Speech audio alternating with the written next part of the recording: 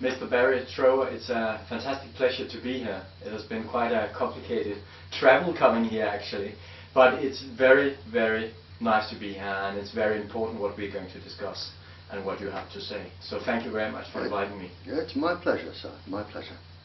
During the last few years I've been thinking a lot about Shakespeare. He wrote in Prince Hamlet that there's something rotten in the state of Denmark. And of course it's in the state of the world. Something is very terrible wrong.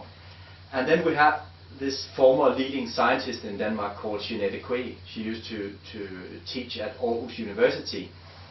And she got the message from the National Health Board in Denmark that she was allowed to say everything, but that microwaves are dangerous.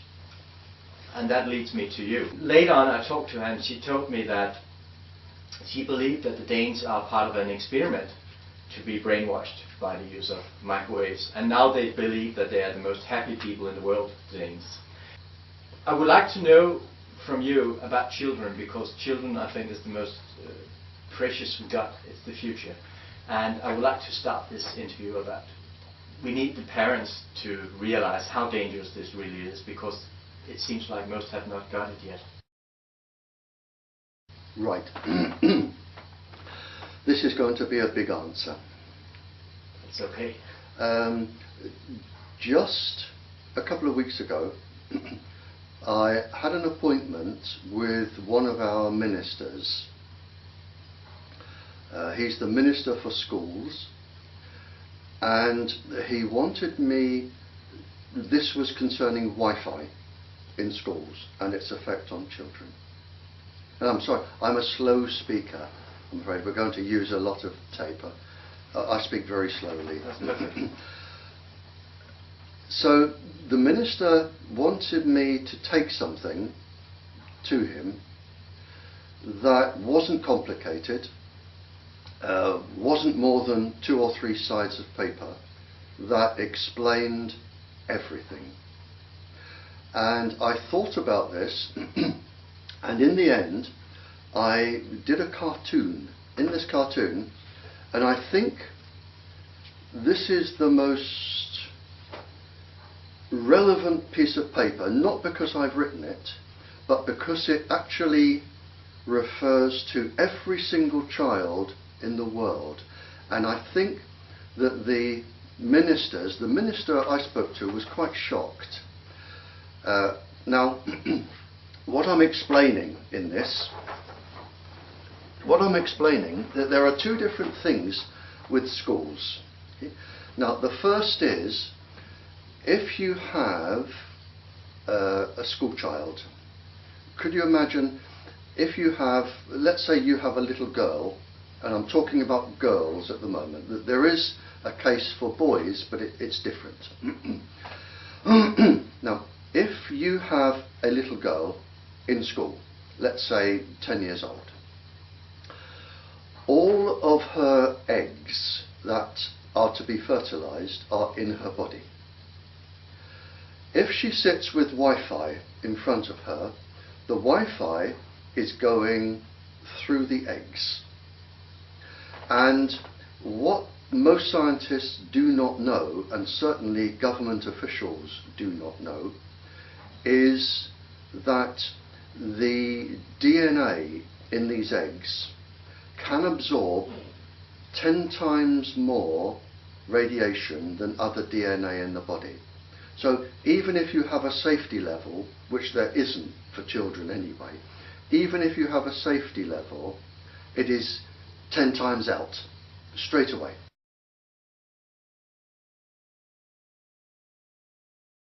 So you are irradiating the eggs inside your little girl. Now, what that means is, if your little girl has DNA damage, and it is likely, we know in the Cold War, women were experimented on deliberately to see the effect of low-level microwave on pregnant women. And we know that 47.7% of the women had miscarriages in the first 8 weeks of pregnancy. So, and there are lots of experiments, so we do know that these eggs absorb radiation. Now, if your little girl has DNA damage, when she grows up and has a baby, if that baby is a little girl, the genetic damage will come out in that little girl, any genetic damage. When she has a baby, your grandchild, the genetic damage will be there, because it is irreparable. It can never, ever be repaired. So what we are doing with our children in primary school is we are saying every single daughter that you have could have genetic disease until there is no more female line. So it's not just children today, it is their children, their children, their children. It's going to go on forever. And we're risking this all because we don't want to buy a piece of wire about that long and plug it into the wall. That's what we're risking. But that's only the first stage. Now, I've been a teacher for many, many years, adults and sixth form, you know, pre-university. And I have had students which are pregnant. And it is legal in this country for 16-year-old girls to be pregnant.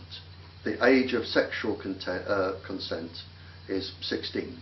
In fact, I've taught girls 15 and 14 who've even been pregnant. Now, the next phase of this drawing comes when, if you have, let's say your daughter is pregnant.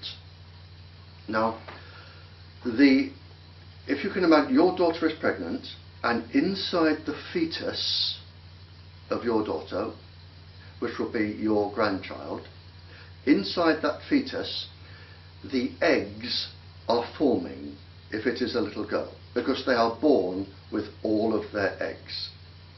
So the eggs are forming, and in the first 100 days, your grandchild's eggs are forming. But for the first maybe 50 days, your daughter probably would not know she was pregnant. She wouldn't take any precautions. But also for the first 100 days, and this is, again is what the scientists don't realise, is in the fetus or the embryo, there is no defence mechanism in the body, in the baby, to protect it from radiation. You have defence mechanisms of protein 53, nuclear core complex, that help fight radiation, antioxidants. The embryo doesn't have any of those. So what you are doing, if somebody is pregnant, you are irradiating a person who has no defence against microwaves.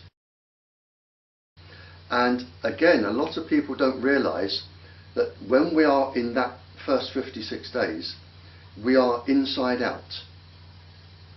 Our organs are on the outside of the body, because at a stage later on, after 100 days or so, we actually turn inside out again, so the skin is on the outside. So you have the organs on the outside, and they are taking all of the radiation and all of the damage. And this then will make the baby, or could make the baby, quite genetically damaged with other damage as well, brain damage, cellular damage, whatever damage.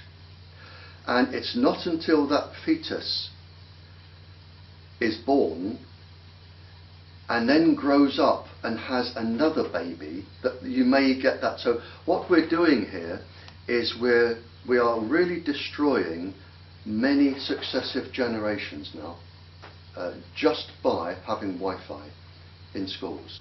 And it doesn't stop there. With children, now there are in you you have about 4,500 different biological structures making your body. Children have about 4,050 making their body. Now, children are not small adults. They are neurologically and physiologically immature. They have very little defense mechanism. Just to give you an idea, the blood-brain barrier that protects the brain from toxins, in a child that takes around 18 months to form. The nervous system in the body that controls all of our muscles, all of our movement, everything, that takes around 22 years to form properly. There are 122 different layers, if you like, of insulation around the wiring in the body that take 22 years. And it is known, it's laid down by a process called protein synthesis, and protein synthesis is known to be affected by microwaves. The immune system takes around 18 years to develop in a child, and again it is known that the first symptom of microwave syndrome is an attack on the immune system. So what we are really doing by unregulating or deregulating or having no regulation for microwaves, we are really putting a very, very great risk on every single generation. And if it were just me sitting here and nobody else in the world agreed, I might think, well, maybe I'm wrong. But in just the last few months, we know that what I said to you about pregnancy and childbirth, we know that is right, because there are mammalian species, cats, dogs, mice, rabbits, there are mammalian species who do not take 20 years to have a generation. They can do it in 1 year or 2 years. And vets have already started publishing papers about birth defects, lots of different birth defects, miscarriages, all sorts of problems with birth. And they specifically publish this is due to low-level radiation from microwaves. So we know it started happening with the animal kingdom. We know just in the last few months there is a 3,000% increase in cancers in children in China, a 21% increase that has been found in brain tumours, I think across Australia. There are several published papers now, and I think the most frightening is from the Russian National Radiation Committee with UNICEF, which is the children's charity.